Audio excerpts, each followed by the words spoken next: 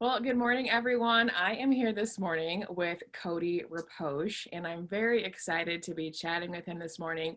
He is a husband, a father, a real estate investor, and a whole lot of other things. And this morning, we are going to get his background, his story, some of the tips and tricks that he has learned along the way as a real estate investor, and just some of the big wins that he's had, some of the big challenges that he's faced, and how he's worked through those and built a network of support along the way. So Cody, thank you so much for joining me this morning.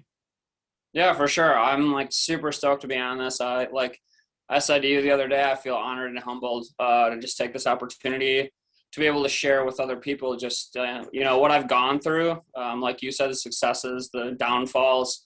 I think that a lot in life and business and things that we can go through, we can take the bad that can happen to us and we can choose to turn it around and really turn it into something awesome. So I'm excited to be able to share with your audience.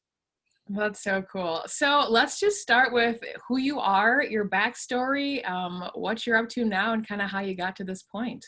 Yeah, for sure. So, I just going back, I'll be real brief, kind of after high school and whatnot. I traveled a lot. I was a ski bum. Lived in Mammoth Lakes, California for a season.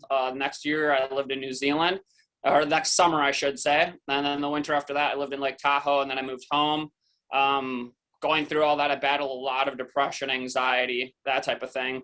I was actually in and out of the mental hospital a few times too. It's a pretty big part of my story and kind of where I've came from. And it was the struggle I was going through. And I remember actually when I was in the mental hospital, I had this revelation and I was just like, if life can be this bad and this horrible, life can be that good too. And I was determined to figure it out.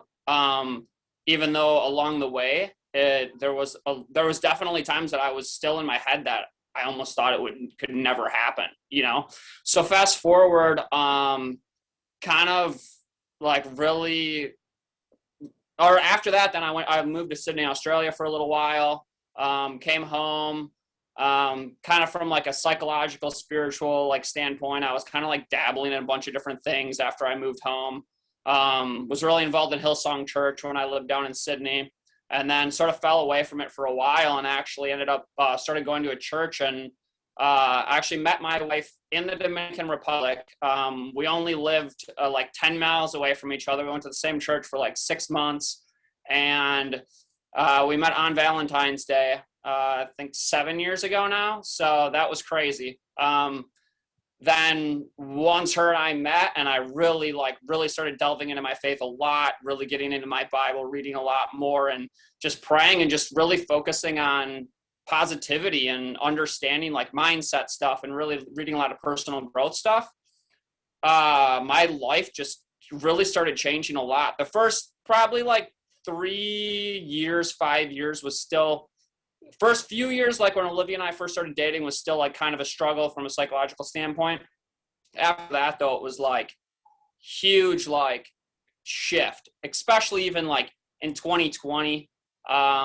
Really has been a massive mindset shift for me. I know a lot of people, it's been hard for a lot of people, but just for me, honestly, I just wrote on a Facebook about a month or two ago, 2020 was, in a lot of ways, it was really good for me from a mental and a spiritual standpoint. So anyways, this kind of goes along with some other stuff that we'll probably talk about later too, but ended up, once Olivia and I got married and everything, her parents were really into real estate. So then I sort of got more interested in it and whatever. And that kind of, sort of leads us up to where we are now. I love traveling, obviously, as I kind of touched on. My wife and I have been to multiple countries. We took a huge trip to Europe about 3 years ago. We traveled to Central America twice. I love just going and doing. I love adventure seeking, Olivia and I went skydiving together. Obviously, like I said, I love skiing, longboarding, different stuff like that. But most of all, I feel like I was put here for a reason, and I want to impact other people.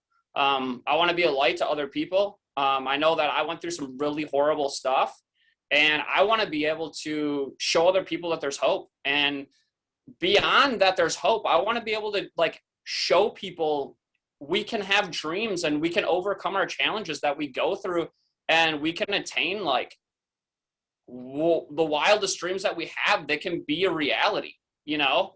I feel like so long, like so many of us in our lives, I was just journaling about it this morning, is that we just kind of mundanely go through our lives, and even our emotions, like our thoughts are connected to our emotions, and what we think is what we're going to feel. And I just realized that it's so important to be thinking positive thoughts. And I know, yes, there's things in life that you need to deal with and that we have to face, and that's absolutely important.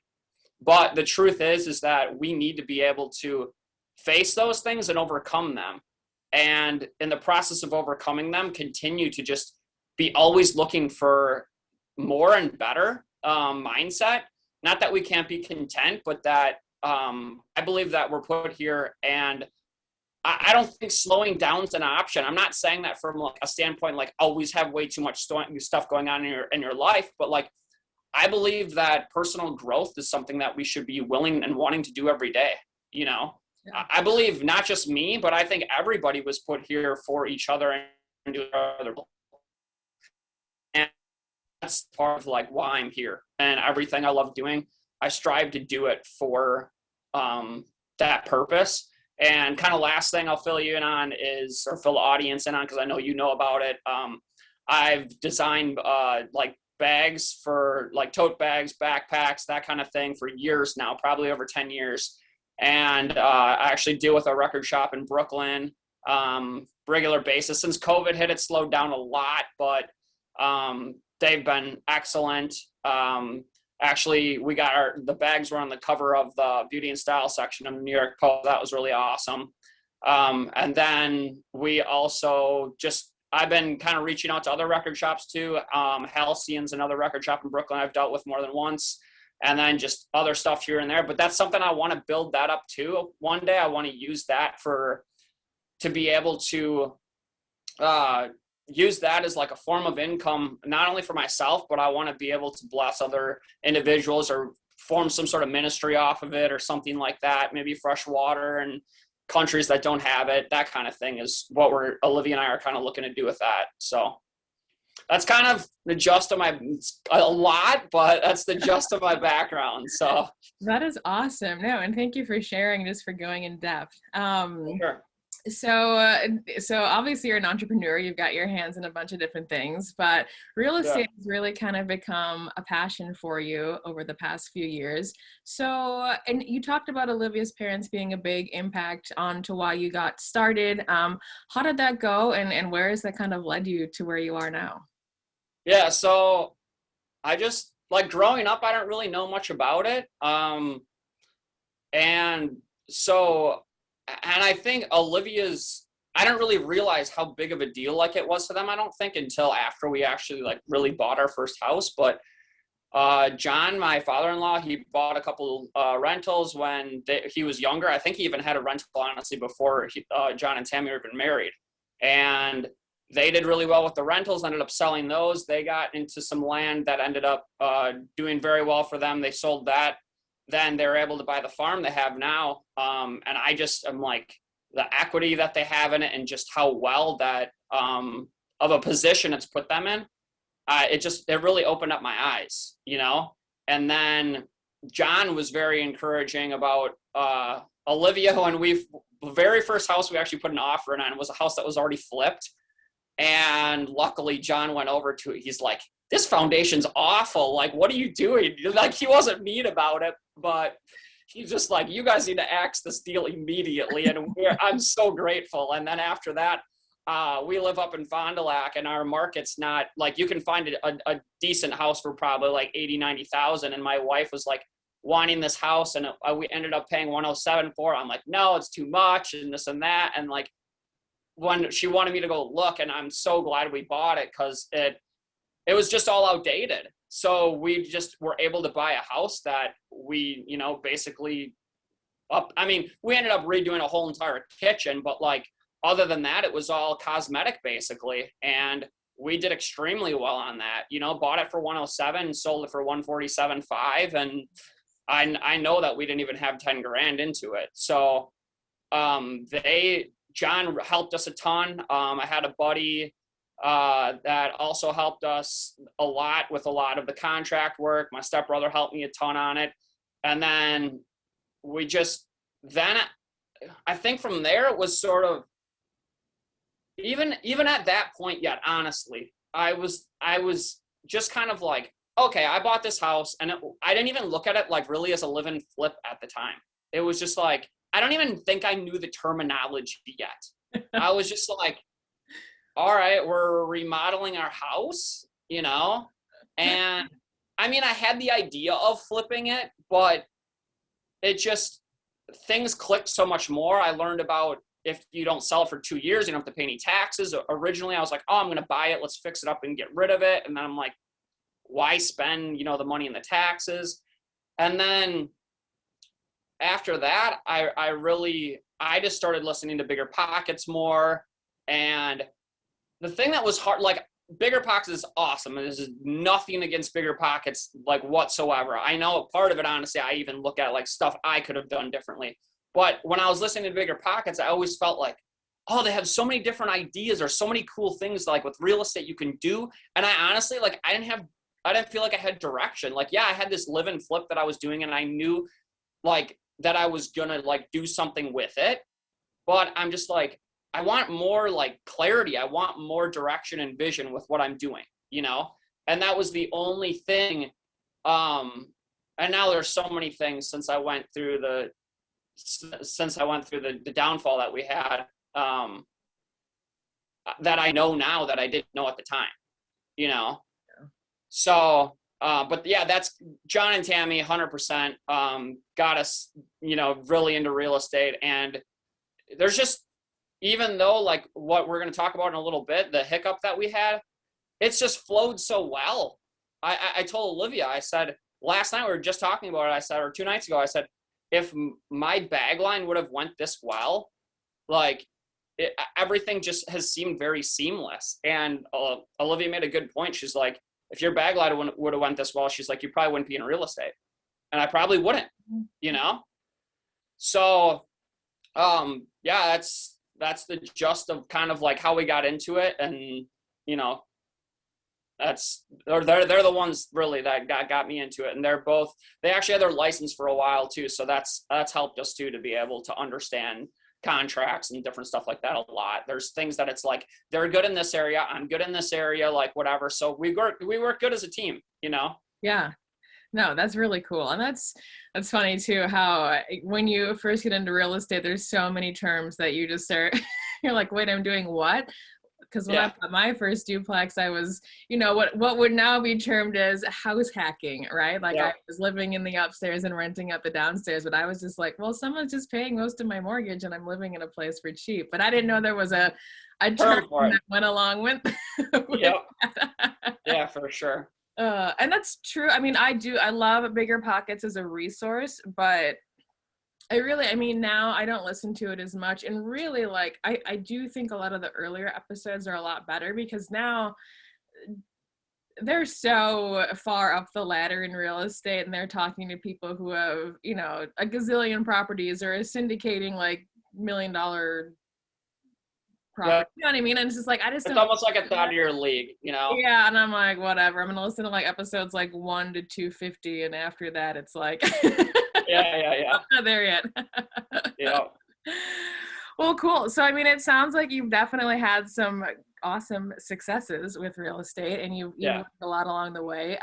But with every business venture, there are always downfalls and always pitfalls. So, what is something that you've been hit with that's really made you kind of wake up, or really sort of challenged your business? Yeah, for sure. So, the biggest thing that happened with us, like I was explaining with Bigger Pockets, I was like, where do I go? What do I do?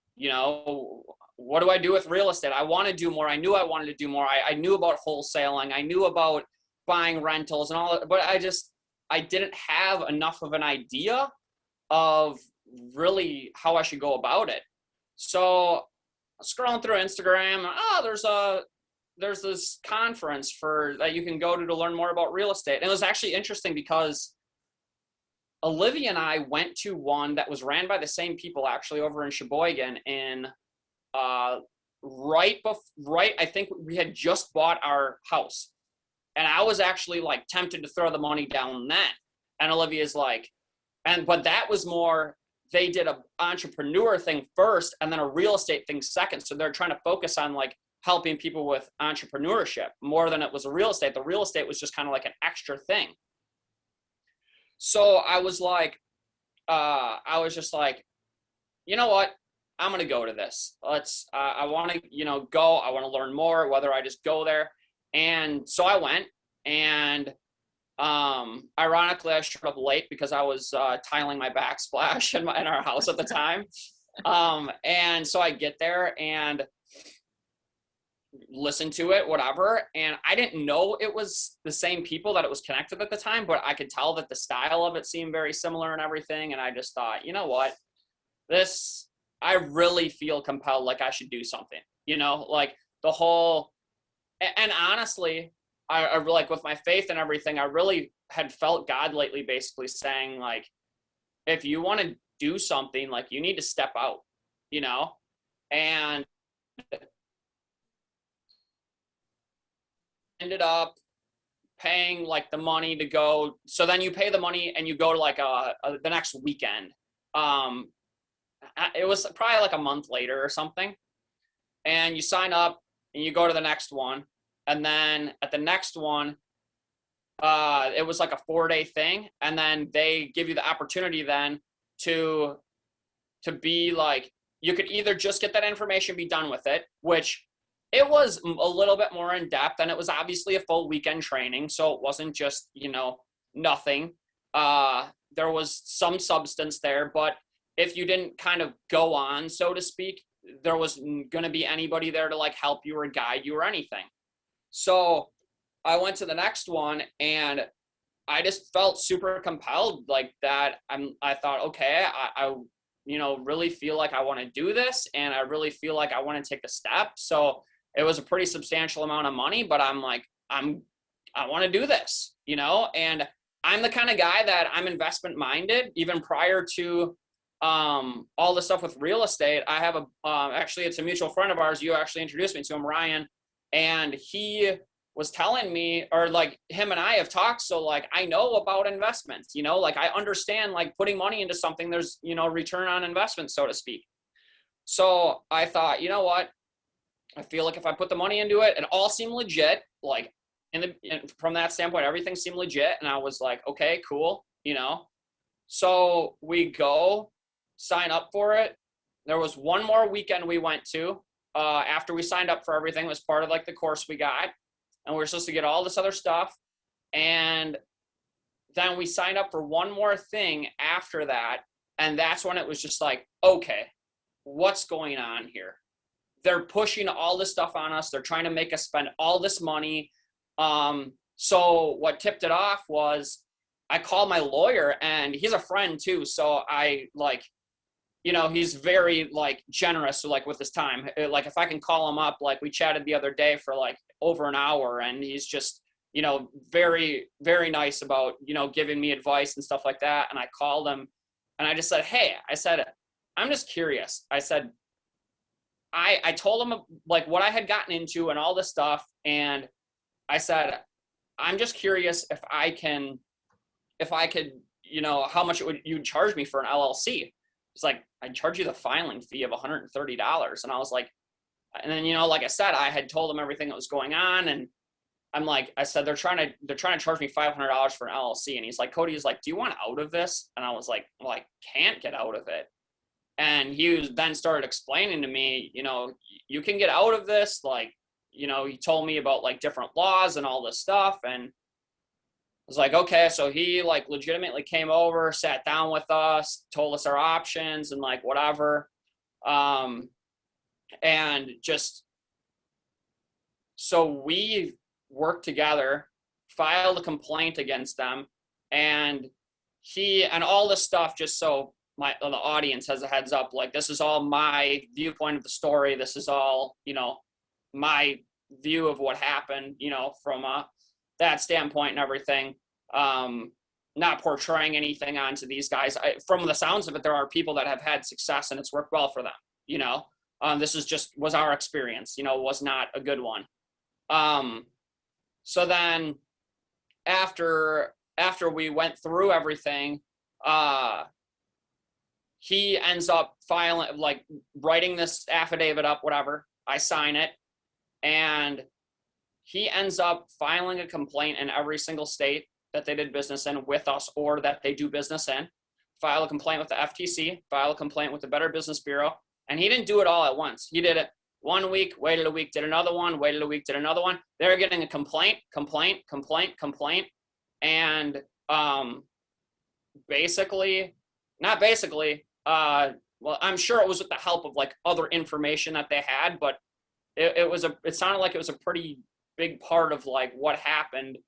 FTC ended up going in and shutting down their whole entire thing. Went in, took the keys, changed the locks, everything was just shut down. And it's an ongoing case right now. So I'm a little bit, the way I talk about it, I'm a little bit, have to be a little bit careful. But all in all, like I said, is my side of the story and, the way things have sort of went down. And like I said, there could be other people that have had success with it, good for them. I wish them all the best, but it didn't turn out well for us. And on top of all of this, Olivia was actually pregnant at the time. And so it was actually my mindset that I was like, okay, I've wanted to be financially free. I've wanted to have my own business and all this stuff. And I'm like, I want to go after this, and this is what I want to do. So this was in August when I first got into the class, and Olivia had gotten pregnant back in, like, March. And pregnancy was amazing up till about 7 months. Ends up, they thought she had, like, a slip disc or something in her back, and she actually did. I think she did end up having that slip disc, but because she had the pain, she kind of was just, laying around for a few days because it hurt so much. So ends up going to the doctors, and they're like, oh, this is going to happen, blah, blah, blah, blah. A couple things didn't go our way with some of the stuff with the doctors, but not her doctor that she usually goes to. It was, like, other doctors that she was seeing. And she was just not doing well at all, in a ton of pain. And my sister, Becky, is a nurse practitioner, and I called her because I told Olivia, I'm like, we need to go to the ER. And she was just like, no, like, they're not going to do anything, because she just went on Monday, and they were like, you're fine. Like, there's no magic pill I can give you that's going to make you better, like, whatever, So I called my sister, and my sister's like, Olivia, you need to go to the ER. So we go, and I told her, I said, I'm not leaving until they find out what's wrong. So her doctor, Dr. Schaffelberger, ended up coming in the next day, and she stood Olivia up out of bed, and she said, let me see, like, what's going on and whatever. And she's like, we need to, like, find out what's going on. Like, her legs were purple, like, all this stuff. That next night, she ended up being on, like, so many, she had to be on medication or whatever for her pain, and she was, like, kind of delusional because she was just, it was something that she wasn't used to being on. And I was just scared to death. Like, she literally looked at me, like, when I helped her go to the bathroom, and she said to me, Cody, I'm just making this all up in my head. She's like, this isn't really happening. And I said, yes, it is. And I was just so scared. Like, I even ended up talking to her nurse, ended up helping deliver the baby later and stuff. And I said to her nurse, I said, what were you thinking, like, when everything was going on? And she said, I literally She goes, I literally called Dr. Schaffenberger and asked her if I should just stand here to watch her breathe. Wow. She was so concerned about her passing away. Yeah. So, anyways, so then we ended up, Dr. Schaffenberger literally had like a half a dozen doctors on her case and trying to figure out what was going on. Ended up having the longest blood clot that any of her doctors had ever seen. It started at her ankle, on her right leg, went all the way up and around her whole entire torso, down to the other side, just past her knee. And she got a filter placed for her heart, and what it does is it looks like this, and if there's any clots that are coming, it cuts the clots up into smaller chunks so that the heart can absorb them and the lungs can absorb them, so she, nothing would happen from that standpoint. And her one doctor didn't think that she needed it, and Dr. Schaffenberger said, I don't care, I'm placing it. And when they ended up taking the filter out, they said that was on Thanksgiving, that they placed the filter on Thanksgiving morning, and they said that they're pretty sure she would have passed away the next day if she wouldn't have had the filter placed. Wow. Yeah. So it was that all of the time that I had taken in the morning to just pray and be in my word, and it made me realize what had been built up in my faith. Yeah, I was scared and there were things, but there was just like a peace inside of me that I can't explain except for God. And I just, once she came out of the room, the operation room at 9 a.m. after she got her filter placed, I was just like so much happier. And they said too that all of this stuff should have affected our daughter so much, and there was only one little scare we had, that there are these tests that Everly was supposed to pass within like her getting ultrasounds, and there was only one time that there was a little bit of a scare and she ended up being fine. And they said that I think Olivia said that like something should have stunted like with her growth or something, and nothing. She ended up being completely healthy. So that was totally praise God on that one too. So ironic thing about all this too, tying into real estate, was Olivia and her mom were like, prior to all this, we're going around and looking at houses because we had been doing bandit signs at the time. Mm-hmm. And we had somebody call, and they went, and Olivia and her mom come home that day. And, this was like a month prior, and they're like, we're not going to get this house. They're like, it's not going to work. Because, after we knew we had this debt now because these people didn't help us out, and we put all this money into it.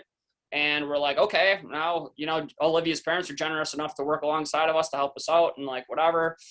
We had an inkling too that we'd be selling our single family too. So we knew that could help with some of the debt as well. But so Olivia and her mom were just like, yeah, I don't think anything's going to pan out with this, like whatever.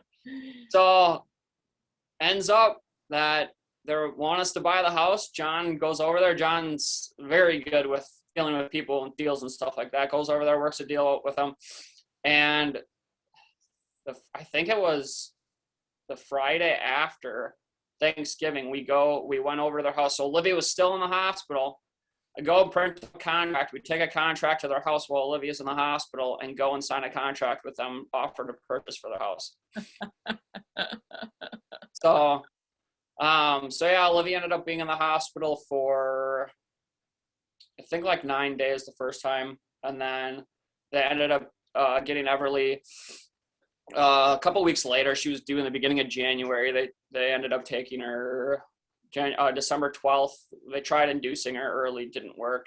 But I really like her birthday is 12/12/18. I'm like a numbers guy, so that's cool. So yeah, we did. We ended up getting that house. Did extremely well on it. And then Olivia and I finished up our house, basically our single family, sold that, and then we had a vision that we wanted to get a duplex, so that, like we were talking about earlier, we could house hack for a little while, get our feet wet in a duplex, know that we wouldn't have to put much money down. Renovated this whole entire house that we're in now. Super pleased with how we did. Worked with a contractor on that for a decent amount of it. I did a lot of the work too. I refinished almost all the hardwood, not all, but probably almost half of the hardwood floors. Okay. Yeah. And then just a lot of texturing, a lot of painting. We redid like the kitchen upstairs. Both the bathrooms are brand new. But so yeah, we ended up, now this is where we're living. Kind of going back to the topic, it's just like of just, you know, hang-ups and whatnot. You got to continue to fight, you know. Olivia and I have had the conversation. Believe me, we went out to visit my sister in upstate New York, and after all this stuff had went down and we realized it wasn't legit and whatever, I just was bawling my eyes out and apologized to her because I had made the decision myself and all that stuff. And my wife is a saint.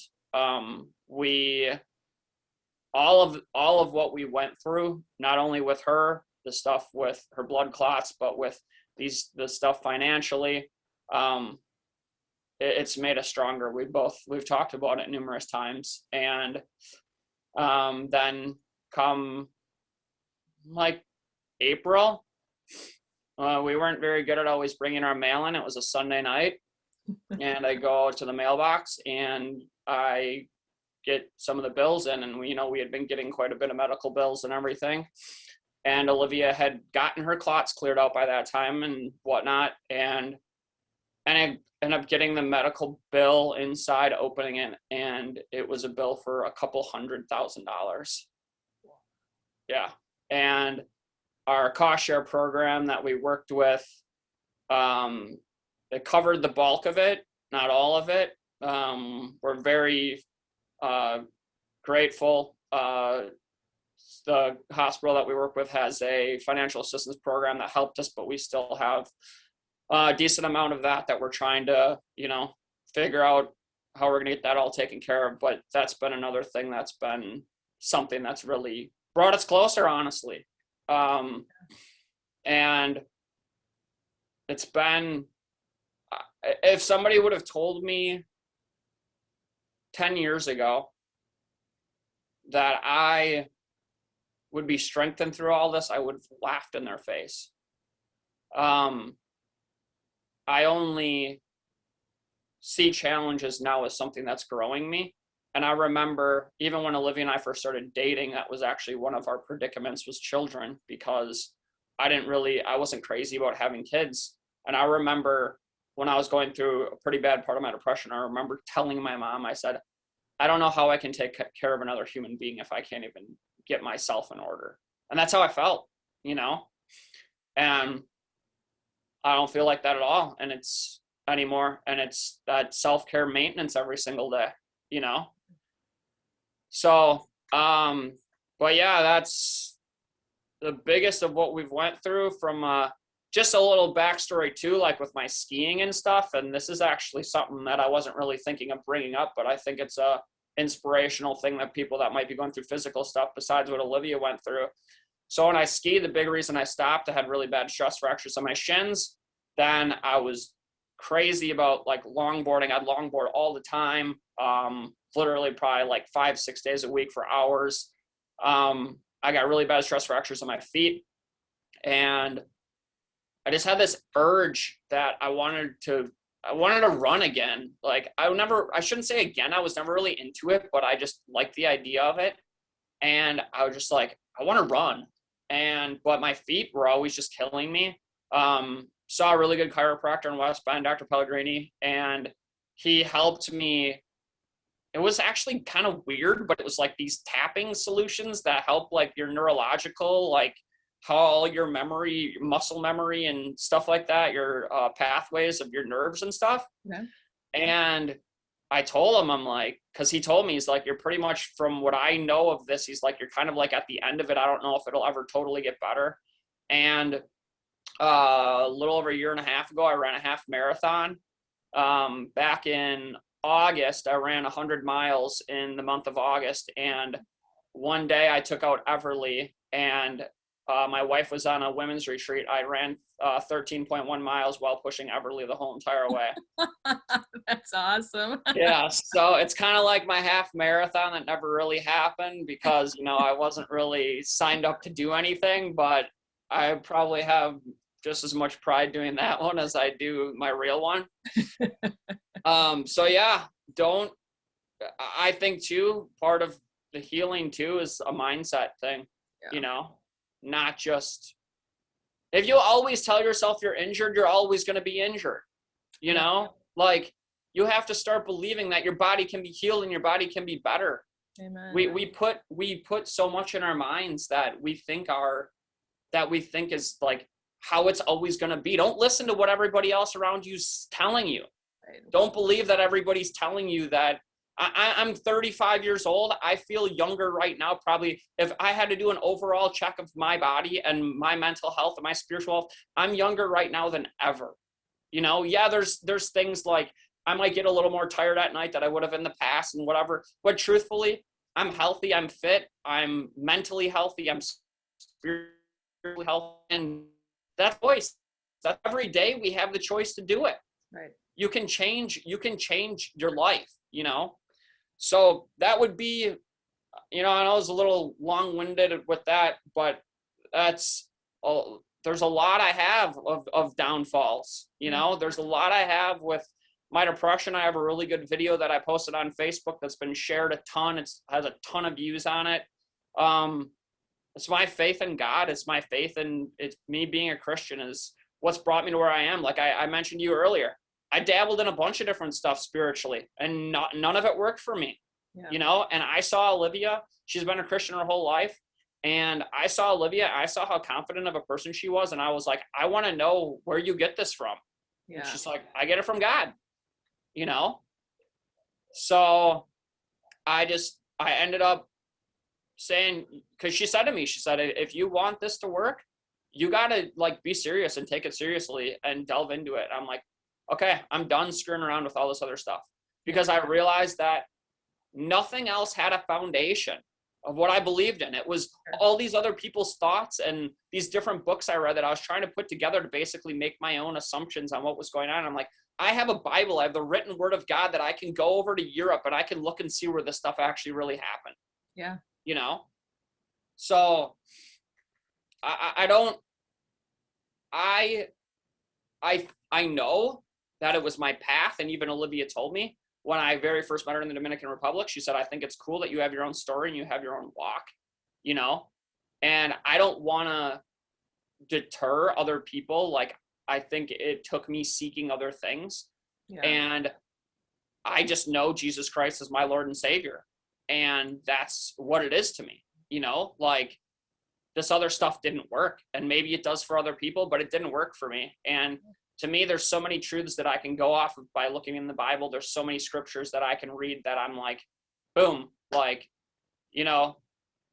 I can't think of the exact scripture right now, but basically like that the devil meant it, to harm me, but everything works together for the good of God, and I look at that, everything I just said to all you guys is everything that happened to me is working together for the good of God. Yeah.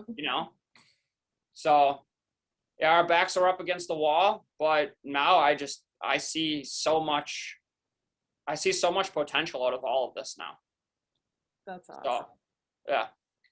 No, and I think that's really just powerful what you shared, because everyone's got hardships and stories, and it really is how you handle that, because situations that are meant to break you will break you if you let them, right? And it's having, for you and for me, like I'm a Christian, and like faith is a huge part of what gets me through stuff, but just having the hope and the faith that things will get better, even if they're not great right now, or just seeing the potential, or just knowing that like sometimes the plans that we have aren't the plans that God has, right? And just Absolutely. and being okay with that. That's, I mean, I'm totally a control freak. So for me, I struggle I struggle with that a lot. Um, but no, like I appreciate you sharing all that, because I think it does give a really good foundation of a person who has been through a lot, right? And a lot of people have, but just to show others that you don't have to stay there, right? Just because you No. were depressed doesn't mean you have to be depressed. Just because you're facing financial difficulty doesn't mean you have to stay broke, right? Just because you're injured doesn't mean you have to stay hurt. So I think that's really, it's just really empowering to hear things like that. So I appreciate everything that you shared about that. Absolutely. Okay, so we're going to talk a little bit about streams of income and financial literacy overall. So obviously, you know, you have a real job, and then Mm-hmm. you've got your side hustle of your bags and your entrepreneurial skills there, and Yeah. then you've got real estate. What streams of income are, well, one, like are your favorite, and how do you kind of manage that? And are there any other streams of income that you see yourself adding in the future? Yeah, absolutely. So, obviously real estate. So the working together, like I said, like working together with John and Tammy, Olivia's parents, has been really good. We just bought another flip in October. If you guys check out my social media, I can give you guys my handle on Instagram later, but we're moving along well on our flip. We're implementing using contractors a lot more, kind of like we did here, but it's working out well. And we're really trying to get in on just seeing who we work the best with, basically. Contractors, you probably know, are not easy. Good contractors are not easy to come by. But I think the other thing we're learning too is buying the house at the right price so that you can use the contractors, and that even if the contractors cost a little more, it's worth it. This is kind of going back to like my bio in the beginning. This is one of the things that I was like meaning to bring up, like kind of like my why, that people always ask you your dreams, like what is your why? And I guess it does go along with this. What goes along with this good as well. But so everything obviously I've explained to you guys will totally understand. So Olivia and I have a vision. We love traveling. We want to be able to go places for a month, 2 months, 3 months at a time. It's just, we love being different places. We love experiencing different places. I want to go do business for that long in different places, different, like longer periods of time. But I also want my time to be freed up more. I don't want to be punching the clock 45 hours a week anymore, because I have other things that I totally feel God has for me to do. Like Olivia and I want to start some sort of ministry. I'm like huge lately on my heart. I have a men's group that I do. I've been on and off with like doing different men's groups, but I have a men's group I'm doing. I want to start leading outdoor ministry, like for a long weekend or a week or even 2 weeks. Eventually I'd love to do something for like 10 days, 2 weeks, like on a yearly basis, that like take guys out into the wilderness. I don't have a ton of experience with it, but I know a bunch of people that do, and I'm inspired by it because I know how much God can speak to you. If you don't have your phone that you can sit there and be on all the time, you don't have TV. Like, I mean, I'm not a huge one for TV to start with, but like, I know I can be on my phone. I know that I can be too connected to media, just getting out there and straight up just hearing from God. I really want to get into more of that. That's why I want to get to a point of financial freedom. Yeah. I want to, just like I was saying to you too, with my bags, Olivia and I have been doing really good. I've implemented having, my stepdad was gracious enough to let me use his factory for a lot of the stuff that I do. And I actually utilize some of his employees that I've known for a long time, and they help me to make bags and stuff like that. But eventually I want to get it to the point that it's like, I have some connections in the Dominican Republic, and I'd like to be able to take my stuff down there. I like the idea of that more. The aspect of like, that's where Olivia and I met, but I also like the idea of I have a connection there, you know. Sure, I could send it to China, and I'm not saying I won't, but I like the idea of the connection that I have with it. Yeah. From like the spiritual standpoint and all that stuff. I just I want to be a part of so many other things, but I want to, more than anything, I'm a father or a husband and a father. And they always say your first ministry should be your own family. And that has been my focus. That was my focus in 2020. It's still one of my biggest focuses in 2021. I don't want my daughter to turn 18 and for her to know me as the dad that was absent, the dad that wasn't around, the dad that, you know, pushed my kid off onto, you know, either Olivia or somebody else all the time, because I didn't want to deal with it. I'm a dad. I became a dad, and I want to be a good dad. I want my daughter to know that she's loved by me. I want my daughter to know that she's beautiful. I want my daughter to know that she's talented. I want my daughter to know that she can do anything. Yeah. And I want to support my wife. I want to know my wife's dreams. I want to know what she wants. I want to work alongside her. That's one of the biggest reasons I'm so happy that kind of things faded away. Like, I still have my bags, and I know that it's still going to become something. But like, I'm so glad we went into real estate, because Olivia loves real estate, and she's very good at interior. I do, you know, just making beautiful spaces together. And I love working on her with stuff. So like, that's one thing. So like, going back to kind of like your original question, like I said, it does kind of all like tie in, because it's like the multiple streams of income idea. I would like to, so we have our first rental. We're starting to look at more now. Mm-hmm. To pick up we definitely want to get one, more than likely. We're hoping to get 2 this year. Cool. Like I said, it's been well working with John and Tammy. We're planning on continuing to flip with them. We're looking at hopefully getting being more aggressive this year, especially with contractors. It makes it a lot easier. So a little interesting fun fact, we actually have a tiny house that we're going to be working on. Yeah, I don't know if I told you about that. No. So it's the whole outside of it's done, and the inside just needs to be finished. Okay. So, and I have a buddy that does shipping containers, and he said that tiny house market's like off the chain right now. So yeah, so we're planning on, that's going to be mine and Olivia's next project. But I'm kind of like the financial guy when it comes to like Vast Investments. That's our business with Olivia's parents. Yeah. So like, even if we're working on our tiny house, like I'm still going to be doing the books for them and stuff like that. So we'll still be like connected that way. And then rentals, like I said, and then with my bags, like I just kind of want to start it small. I realize that that's how a lot of businesses grow. It's like get a few products that you're really good with, and then go from there. And these tote bags that I've made for these record shops and stuff, they're real simple. I got them down to a science.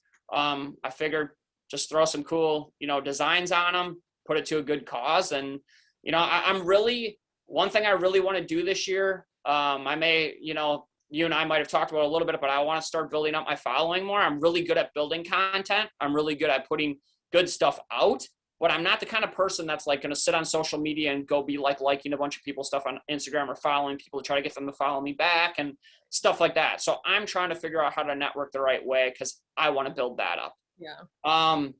Because I think that it's going to benefit my bags. It's going to benefit our real estate, like all that stuff. And then it's going to benefit the ministries that we want to do. My wife is very passionate about wanting to help. Like, we donate very often to a place called Preborn, and it like allows women who are going to have an abortion to like get an ultrasound first so they can see their baby's heartbeat. Oh. And Olivia is very passionate about that kind of stuff. So, and we're just together. We think, marriages and family are so important, truthfully, it's no matter what's going on in the political landscape, anything in this world, like to me, that's the number one thing that's wrong, is first of all, digging inside and knowing who we are and ourselves, right. Knowing who we're made to be, but then us not being selfish people, and us loving one another and forgiving one another and being respectful to one another. You know, we're not always going to agree, but it's being able to raise, you know, to have that loving relationship with my spouse that my daughter can see and raise a healthy child, raise healthy children. Right. You know, that's how this world's going to change. Yeah. You know, it's not going to change by us going out and getting into social media arguments with people about someone we don't even know. Right. It's not doing anything. It's just heightening all the frustration, you know? Yeah. So the other things too, like so I have my bags, and then the other thing I brought up earlier was Ryan, my buddy. He really taught me a lot about stocks and everything. So after my depression, the worst of my depression was in like 2009-ish, and I was living at home with my parents just because I just wasn't stable at all. And I was actually pretty far in debt. I really was into modeling for a while, and I really pushed that hard and was trying to like do my own business stuff too. And I ended up getting in probably like over 10 grand in debt. And I ended up going back and working for my stepdad. And I just worked my butt off, and I paid off all my debt in like right around a year. And then I did the opposite thing then. I went from being that far in debt to literally having that much money in the bank. And my mom looked at me and she's like, Cody, she's like, you should do something with this money that you have. And so then that's when, and I reached out to you, and you connected me with Ryan, and Ryan's really taught me a lot. He's been an excellent resource. I've been connected to a couple other people too, but a lot of real estate people are just into real estate. They poo-poo the market like it's nobody's business, and that's fine. Like, if real estate was what works for you, but I enjoy stocks and bonds, honestly. Yeah. I think they're interesting. Mm-hmm. Ryan's crushing it for me with my Roth this year. So like, I like can't complain at all. And so like, and I have another guy too that I've been working with a little bit. I find it interesting. You know, I think that there's a lot of different ways that we can make money. We definitely want to get into vacation rentals too, Sure. you know, with how much we travel. Yeah. We'll weigh that when the time comes, because you have like the aspect of like my buddy Chad, he helps me a ton with real estate. He's been excellent. We actually met on Bigger Pockets, and he went to high school with my sister. So, and my stepbrother, super weird. So we connected, and we're like really good friends now. He's excellent resource to me, helps me out analyzing deals, looking for deals, just general, you know, advice, you know, even stuff with, he's a master electrician. I'll call him about different stuff if I'm working on, you know, my own projects. Hey, you know, he's been awesome. I could not speak more highly of him. And also another guy in Fond du Lac, Carl Huth. He's been really great too. Really excellent guys. But Chad and I were talking, and he's like, Cody, he's like, who knows? He's like, maybe you just want to go that place for a month. He's like, you don't need to commit to buying a house there, you know? Right. He's like, maybe it'll just work out better that you just vacation rent. You do your own vacation rental there. Like, you rent it, you know? But I've always had dreams owning a house in Sydney, owning a house in Lake Tahoe. We love Central America, honestly. Like, I went down there, Olivia took me surfing for my birthday last year, and it was just the best birthday gift, honestly, ever. And I learned how to surf in Hawaii. And so I want to do more of that kind of stuff. And that's like what we're saying with the multiple streams of income. That's what we're looking to try to get to do. I guess there's two things, I guess. So one thing along with like the men's ministry is I really love the idea of life coaching, honestly. Cool. I really like it a lot. I think with all I've gone through, I think I have a lot to offer. Yeah. And I want to be able to help other people, you know? Yeah. And I know there's value to it. So that's one thing. I want to get to a place that I'm confident with business, and not that I couldn't maybe try to start something up, but I just feel like it would be I feel like I'd be giving people like a false front if I'm like, hey, I'm going to life coach you, even though you know what I mean? Like, there's just like this sense of like, I feel like I should be a successful entrepreneur really before I do it, you know? So but I feel like I'm close, honestly. I feel like I could do it now, but Yeah. I also have my hands in a bunch of other things. That would be something that I would like to do once we're financially free, which we're shooting for a couple of years, honestly. We're really hoping, you know. Yeah. So that's kind of like a thing. I think it'd be amazing if I could do like this outdoor men's ministry thing, that it would be like a regional, like somebody goes to Alaska, then there's another group that's out in Colorado, there's somebody down in Arizona in the desert, there's somebody out in the Appalachians, there's somebody like even globally. You know what I mean? Like, I love the idea of making this something huge. I just going to Hillsong. I love the aspect of somebody that can build something up so well and so professionally and just do it so well. Sure. You know, it's Yeah. just, to me, it's an amazing thing. Yeah. So, but I realized more and more than ever the importance of starting small. You know, so the last one, which Olivia's parents really got me into, Ryan definitely did too. We're very into gold and silver. So that's something that we have a pretty good stash of silver. I think we have a little bit of gold too. I think Olivia's got some from when she was little. But yeah, that's everyone kind of into like, silver. what'd you say? Ryan gets everyone into silver. Oh yeah, for sure. So, and silver's skyrocketing right now. I know, Hopefully it's crazy. So yeah, I would think, I mean, back in the day, I had this like vision of like wanting to like own a salon, because I cut my own hair and stuff like that. I had this vision of like owning a salon, and like I you know, I like the idea of this different stuff, but all in all, it's kind of like I kind of want to keep it to real estate. Yeah. Kind of want to keep it to my bags. Like, I could see doing something.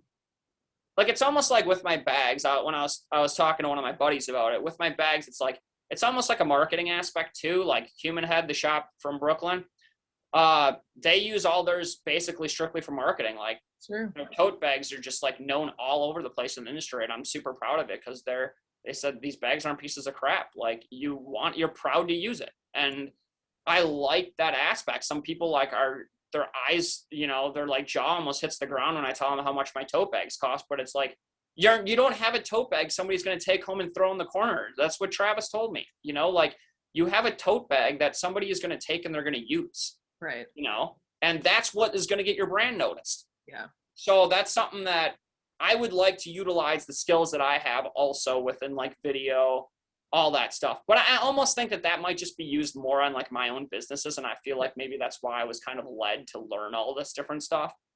But yeah, that's kind of the gist of all my multiple streams of yeah, income, ideas, etc. exactly. Okay, so as far as, so you got into real estate how many places have you flipped now? So we flipped, we're on our third actual flip. Like, we renovated this duplex. We live and flipped our first house.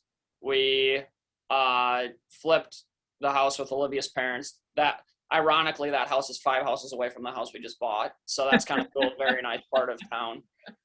So that's our third. Okay. So cool. Yep. Very cool. Yep. And you've talked a lot about just like the importance of kind of like your network. So you've been able to utilize a lot of different people throughout the years and build like solid relationships. And I'm a huge proponent of that. I think your network is one of your strongest assets, and people need to realize the power of the people in their network. And that's something that I talk about quite a bit, because I do think it's, you know, we're only as strong as the people that we surround ourselves with, and we're the sum of the people that we spend the most time with. Yeah, absolutely. But as far as, I mean, as far as, you know, a network and that, what are some of the other tips and tricks that you would give to someone who's just starting out on their real estate journey? So I want to say off of a network real quick, because I think this is crucial, honestly. I think that so many people try to build a huge network, and I'm sure you're going to agree with me after I say this. I had a goal. This is right around the time I met like Chad and Carl. I had a goal that I was going to reach out to 10 people a week. And I started doing that. And after like, I don't know, 3 or 4 weeks of doing it, I kind of lost steam and I kind of like stopped and I thought, is it more important to keep meeting more and more and more people? Or is it more important to build relationships with the people that you feel like are good? So that's what I did. I not that I still don't take on, new people that I might run into or meet or whatever, jot numbers down, whatever. But the truth is like, I built a really solid relationship with Chad. I have a solid relationship with like Ryan, my buddy that helps me like with stocks and stuff. And I think it's like, once you find somebody good, take time. Sometimes some people aren't as interested to want to build that relationship with you. That's okay. But like, take the time to build a relationship with somebody, because that's going to be way more important. Like I heard actually on, there used to be this podcast. They don't do it anymore, but you can still find it on iTunes or whatever. It's called Entrepreneur Family Man. And I actually have spoken with one of the life coaches from there a few times. He's been really generous, helping me out a couple times. But they're talking about, sometimes it's like people's goal, they'll go to like a networking event and their goal is to get rid of all 1,000 of their business cards. And he was kind of saying on there, he's like, what's the point? Like, why don't you go and try to find a few people that you really connect with and go from there? Yeah. So that's one thing that I wanted to bring up, that I think is very important. If you are interested in real estate, anything you're interested in, like I would definitely say that the biggest thing that really helped me a lot was just listening, like you and I talked about, a ton of the Bigger Pockets podcasts. And now, I don't know how much you pay attention to it, but like there's actually a rookie version now. So okay. Like if you're just getting into getting into real estate, they have a rookie podcast. And then I would just say, I'm kind of like, there's a lot of people out there that are like, oh, go and do it before you're ready. Go and do it before you're ready. And I'll be honest with you, like, I'm okay if that's like how people believe in what they think, but I'll be honest with you, there's a lot of things in my life that I was quote unquote ready for. I believe I know when Olivia and I had Everly, I was ready to be a father. A lot of people I've heard, you're never going to be ready to be a dad. I'm sorry, I was ready to be a dad. And I'll be honest with you though, when we first got married, Olivia was getting sick a lot, and we were worried like right away in the beginning, literally the first month we got married, that she was already pregnant. I was not ready to be a dad. I'll be honest with you, I was not ready to be a dad. When we had Everly, I was ready to be a dad. Yeah. I was ready to jump into real estate when I jumped into real estate. Could we have done it a different way? Probably. I don't know if I would have been propelled the same way because of the debt that we incurred and what we had to overcome. But the truth is I believe I was ready. And I think that that's also about that mental preparation and that spiritual preparation every day. You can be ready for things in life. It's kind of like COVID hit. I was ready for COVID to hit. Like there's a part of me that I truthfully can tell you that we were ready for COVID to hit. We didn't, it was still a little sketchy for us financially last year, a little bit, but like all in all, like God provided, we made a way, so definitely like get your feet wet. The one thing that, in my notes that I have written down, like, don't beat yourself up. Like that's our biggest way we fail. Yeah. Is we're constantly sitting there beating ourselves up over things in life that we've done that we can't change them anyways. Like, right. Love yourself, like love who you were made to be, like see the bigger picture of like who you are. And, I still can, we all can, but like, I used to get so frustrated. Ask Olivia, and I'd be working on stuff at the house or whatever. I'd be so mad because I thought something was going to take me like an hour and take me 3 and like whatever. And finally I'm just like, I literally started over projecting by like 2 or 3 times the amount I thought it was going to take me on a project on purpose. Yeah. Then I couldn't beat myself up. If I plan on to take an hour, so that I projected 3 and then it took me 30 minutes, who cares?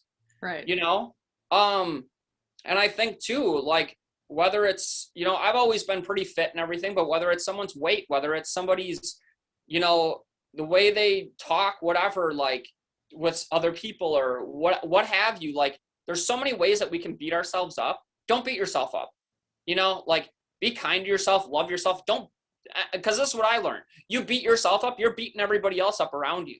Right. And then that's stunting your relationships with other people. Right. You want to have healthier relationships with other people, have a healthier relationship with you, I'm just going to read here real quick. Yeah, that's another thing Chad and I talk about a lot. He said there'll be other people that'll say, they'll chase after kind of like, here's somebody else, like how you and I were talking about with Bigger Pockets earlier. Oh, they're doing all these syndications. Like a lot of people on here probably don't even know what a syndication is. Guess what? I really don't either. Like I kind of do, but not really. Like I know it's when you bring a bunch of people together basically to make a deal work, but I know there's a lot of legal jargon that goes with it. I'm not really ready to go there either. But anyways, like so many people are about chasing after what other people have. And why? Like it's about what you want, like out of your own life. Like truthfully, I could get to a point that Olivia and I could live comfortably if we could just travel and we would be financially free and have some time freedom. Like, yeah, it'd be awesome if I made more money, but Olivia and I have already had discussions. A lot of that money's probably going to get donated, like, yeah, we're going to continue to invest because, we believe in the power of investing and whatever, but we want to get to a point that we can be donating a lot of our money and really, really helping and impacting other people, So like when I talked to Chad one time, I told him, I'm like, we foresee if we could get, 20 doors that we could be financially free if we had our flips and like whatever. And he said, Cody, I have a buddy. He's like, he has like 15 or maybe it was like 30 doors or something. He's like, he's retired. He's like, he's not looking, that's care, So find out your why. Find out the reason why you want to, whether it's get financially free or you want to start a business, whatever. Don't chase what somebody else is doing. Right. Just do you and do what makes you happy. I just have one other thing written on here. I just want to read real quick and see. Yeah, I touched on this a ton of times. Just make sure that you just get a solid foundation of yourself. Take care of yourself. Just like I said, love yourself, understand who you are, understand who you're meant to be, understand what you're meant to do with your life, and be the most impactful, like, to you, and you're going to impact other people. Yeah. So sorry if you guys can hear that. My daughter's missing me in the background here. Well, awesome. Are there any resources that you want to add that you think you're talking about Bigger Pockets, obviously the Bible, those are two really great resources. Yeah, for sure. Any other books or websites that you'd recommend, podcasts? Yeah, definitely. So, guys, and there's even a female version. I actually just bought it for Olivia for Christmas. I know she's working on a couple other books right now too, but Wild at Heart by John Eldridge is amazing. It's just, it really transforms the way you think about your life and who you're meant to be as a man, basically. And like I said, Stacy, I think her name is Stacy Eldridge, is his wife, and she has one now. I think it's called don't quote me, but I think it's called Unveiled or something like that. Okay. But excellent. I've listened to that book numerous times. The men's study I'm doing this spring is on that book. Ed Milet podcasts. I love them.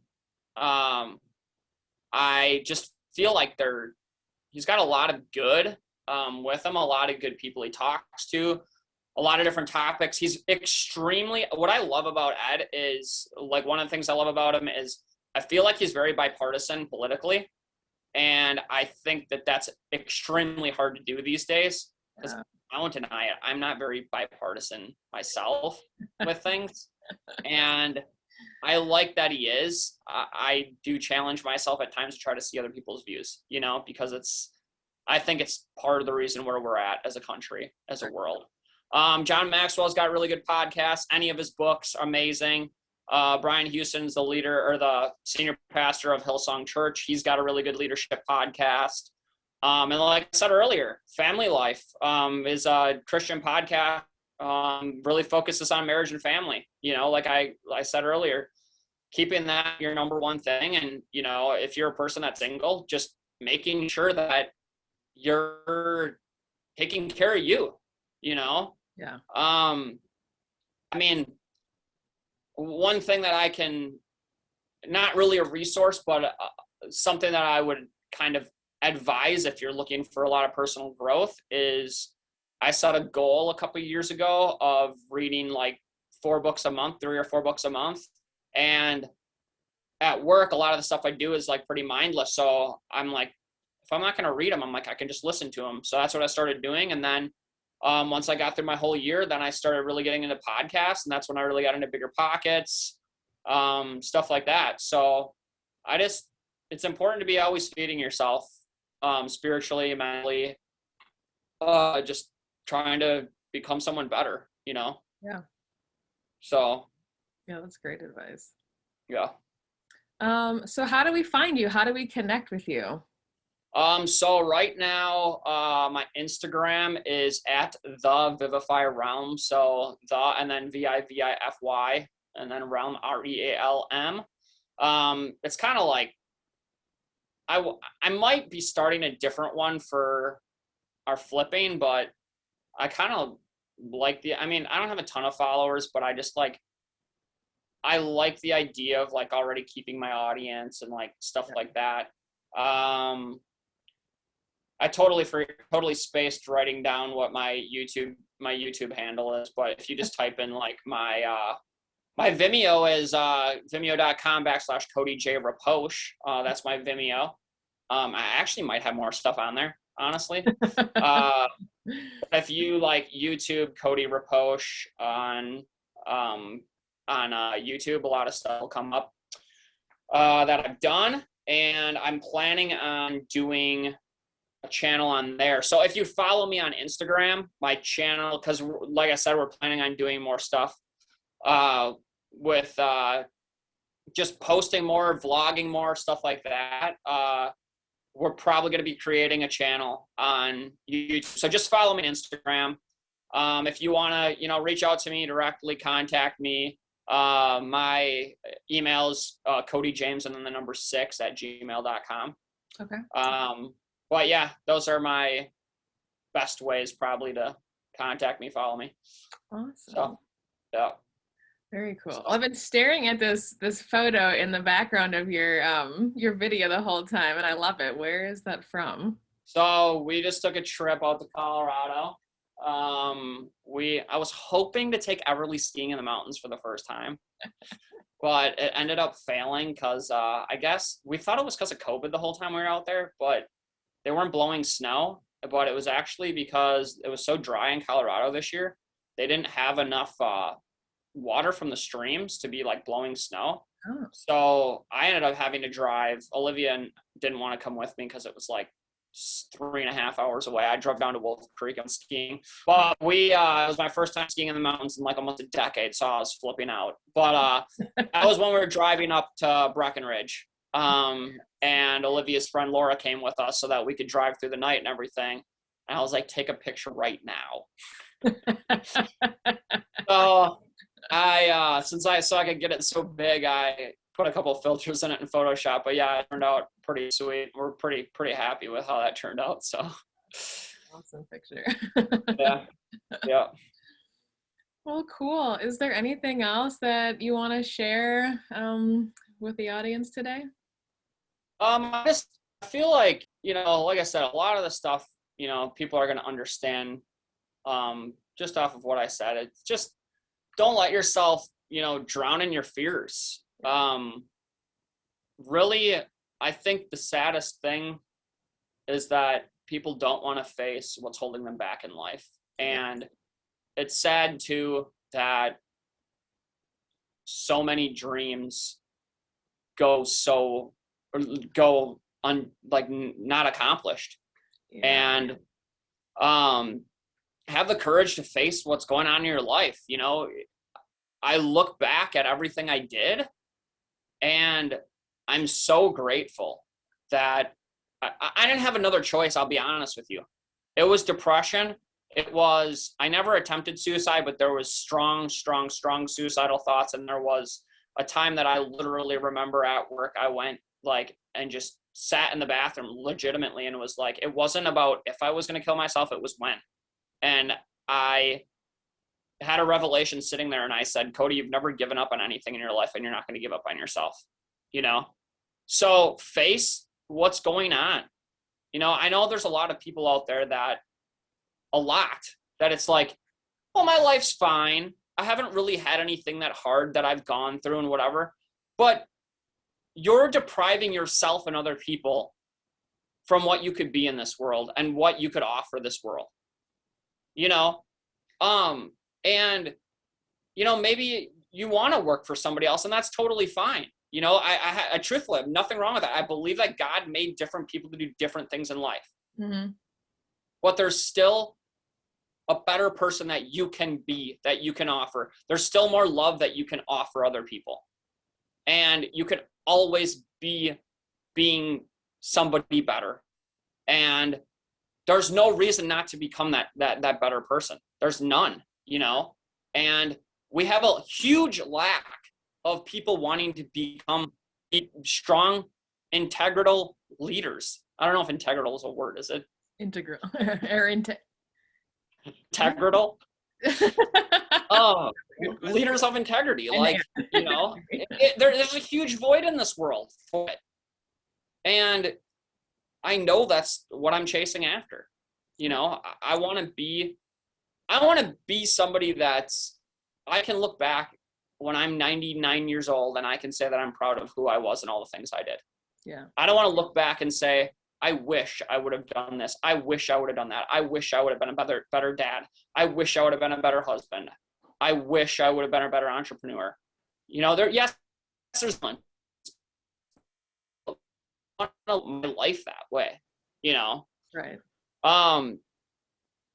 So I'm just, I had some notes written down. I was making sure that there wasn't anything else on here that I wanted to say at the very end that you had asked me the questions or whatever. But yeah, I just, you know, going off of giving a Jesus plug here, you know, like I said to you, my faith has been like a huge thing. Like that's really impacted me. And it's allowed me to become who I've desired to be in my life, you know? So yeah, I want everybody to, I think a lot of people say they want to be happy, but people don't actually take the action to be happy because they don't know. They're too fearful. They're too fearful to face who they are and what they have going on to actually overcome it to become happy. Yeah. And it's a very sad thing. So yeah, have courage, have heart, and become somebody better.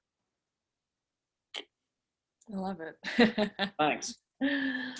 Well, awesome. Well, I really appreciate you taking the time today to go through your story, share, you know, kind of your journey, some of the things that you've learned along the way. And yeah, I think you've given a lot of wisdom and insight and just an inspiration to people. So I really appreciate you sharing all this today. Absolutely. You're very welcome. Well, awesome. Well, thanks again, Cody. We will talk to you next time. Yeah, sounds good.